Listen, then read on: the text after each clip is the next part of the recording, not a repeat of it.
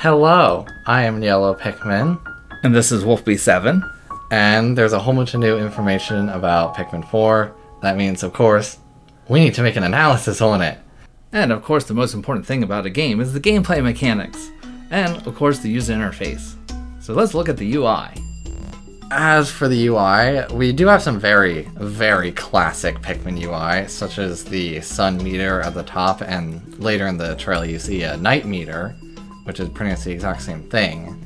And then we also see our captains on the side, and obviously we have our main captain, but we also have Ochi the dog, which would make you think it's a captain, but we also see Ochi in the little Pikmin interface at the bottom right.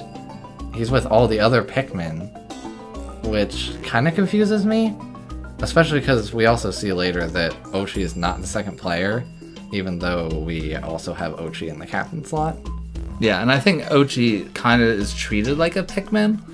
And also, as far as the Pikmin that you can select from, in the website for Pikmin 4, it says you can have up to 3 Pikmin types at a time. So there is going to be a limit to the number of types you have on the field, which will make your strategy about who you want to bring kind of important to the game. Maybe that'll help Blue Pikmin a bit more. Also, I wonder what happens when Ochi dies. Speaking of Ochi, it seems that this space dog is going to be a really big part of the game. We've already seen Ochi break pots, go over water, and carry stuff, but now we also see Ochi can fight. It seems like Ochi can pretty much do whatever the Pikmin can do and more. Yeah, it also seems that Ochi can sniff out where treasures and castaways are. Yeah, we don't know exactly what Ochi is sniffing, but we do see Ochi following some sort of trail. And over time, it looks like you can upgrade Ochi. Yes, Ochi has his own upgrading slot, so you can upgrade his carry weight, but I would assume you can also upgrade other things like his attack. And speed was another one. Speed. And, you know, speaking of how you upgrade, well, it looks like all those crystals that you grab throughout the levels. Yes, everyone was really confused about what those blue crystals were, since they've been scattered all around the map. And I think that those blue crystals are used for upgrading your generic abilities, like upgrading the captain's speed. Yeah, and you use the castaways that you rescue as your, like, upgrade points. So it's like you give them the crystals and then they upgrade your characters. Definitely something completely different and new in a Pikmin game. Yeah, I will say it's really weird getting upgrades like that. I'm not sure I overly care for it, but we'll see. Next thing we're talking about is the areas, and we do seem to have a few new areas to talk about. Obviously, we have the outside of the house, which it seems we start in, and then later we actually go inside the house, and with the new trailer we actually get to see what's inside the house, which is definitely interesting. But then there's also the caves, which seem somewhat separate. When you go in them, they're like this whole different area, and they are a lot like Pikmin 2, though it also appears they're not randomized like Pikmin 2. Yeah, and I think that's going to actually make them a lot better. Oh yeah, definitely. There's going to be able to be proper puzzles, but we see like boxes and bouncy mushrooms, and I highly doubt those would be randomized. Yeah, and like Pikmin 2, there's no time limit, so... Yes, and the caves have no time limit. The final area we see is actually what appears to be an aquarium. It's a really weird change. We've seen nothing like it anywhere else. It leads me to believe that that's actually like a whole different region, because I highly doubt there would be an aquarium in a house. I'm pretty sure we've seen pretty much everything that's in the house, but then all of a sudden we have this big aquarium. And I do find it interesting that in Pikmin 4, it seems like we're in places that humans live. Yes. Instead of being like far in the future, long time, you know, long extinct.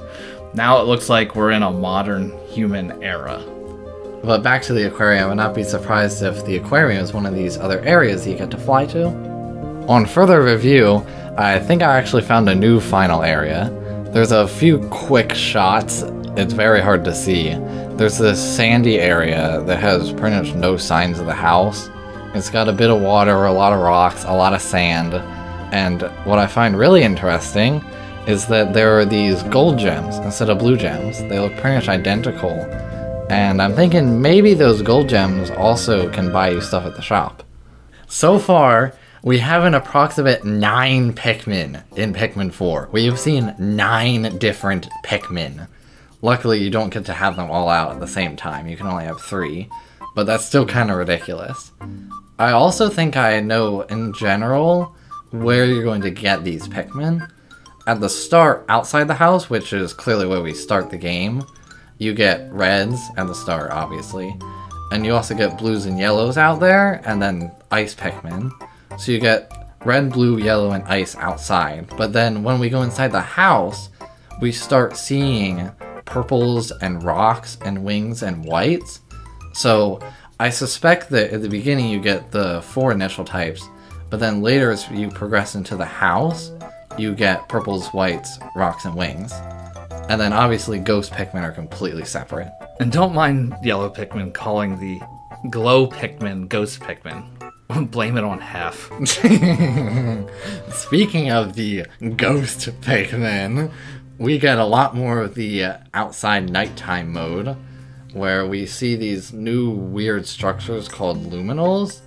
It seems that these are pretty much the main premise of the nighttime mode. I would not be surprised if night is its own like little mini game. But basically, from what I can tell, you get the glow Pikmin from the luminals, and then you can also fight with them. You gotta protect the luminal. And to make more ghost Pikmin. Ghost Pikmin. To make the glow Pikmin, you put the star bits in the luminal, yeah, and then it spits out the glow Pikmin. And just like the daytime, you do have a time limit at the night, so there is that pressure to get as much done before the sun comes up. Yes, I believe they also mention like luminal sap or something. I would assume that's the reward for saving the luminals. But who knows what that actually does. Yeah. We have a lot of enemies to go over, so I'm not going to mention all of them, like ones that don't really change much. Though, we saw some new enemies, we saw some weird fish in the water, and some other green thing with a big nose. We have, like, no information on those. We also see some new weird bosses, like this weird red lobster-looking thing, and some flying fluffy thing. Yeah, it's like an icy moth boss. We really don't have any information on those creatures, though there are some changes with the creatures we do know that I find really weird. First, it looks like the Mamuta's kind of fluffy for some reason. It's like a hairy Mamuta. Hairy Mamuta. Second, we see 2 Peckish Aristocrats close to each other, but one of them appears to be a lot smaller than the other for some reason, and I know they're far away from each other, but still, that looks way too small to be close. We also see a Wollywog in the aquarium area, which is really unexplainably big. That's not a word. It's really big for some reason. It's ginormous. And one of the cool things that I see about Pikmin 4 is looks like they're bringing back a lot of the Pikmin 1 enemies that we haven't seen before, like the armored cannon beetle, yeah, the pearly clamps. So I think that's pretty neat. Oh, also, who decided to give the Bulborb larva legs? The bald Borb. And now let's talk about the multiplayer for Pikmin 4. So it looks like there's 2 modes. There's the Dendori battle mode, where that looks similar to like Bingo Battle, but it's like you try and collect as much stuff as possible before time runs out. And then there's co-op mode in the story mode, but it looks like Super Mario Galaxy, where, you know, the second player just gets to like shoot things like yes, pick carrots, and it looks like pebbles to stun the enemies, but they can't really play the game. And I don't know, to me, one of the best things in Pikmin 3 Deluxe is being able to go through story mode co-op and each having a captain. But it looks like in Pikmin 4, the whole game is just one captain. I don't even think you're going to switch captains throughout the game. Yeah. So overall, I think I'm going to be disappointed in couch co-op. I will be disappointed in co-op as well. especially because the second player really doesn't do anything. Speaking of the multiplayer bingo battle-esque mode, instead of going up against a normal captain, you go up against this weird character that looks a lot like Olimar. He seems to have Olimar's suit and features, but his face is covered in this weird red stuff, and of course, he has a stem on his head. And on top of that, he's leading around a Ochi clone that is green and has a leaf on its tail. We really don't know anything about this character. Like, he's so weird. I would call him a villain, but he doesn't seem evil either. He seems more like a rival, and he's just challenging you in the Dandori mode. I think Pikmin 4 is in the dark timeline. That's actually Olimar failing his mission in Pikmin 1 and being revived by the Pikmin. Yes, it's the failure timeline, just like The Legend of Zelda. So my final thoughts on Pikmin 4 in the Direct is that overall, I think it's going to be a great game. Nintendo's been very good with like Kirby and Zelda kind of mixing up the formula to make great games. But on the other hand, it may not be a great Pikmin game because they're breaking a lot of elements of what make Pikmin, especially not really having time limits and day limits, which I mean, I guess they kind of did in Pikmin 2. You know, but it also looks like you're only going to get one captain to control. You're adding Ochi, you're adding like upgrade paths. It's just probably not going to feel like Pikmin. I definitely agree. I think this game is not going to be quite the Pikmin game that all the others have been.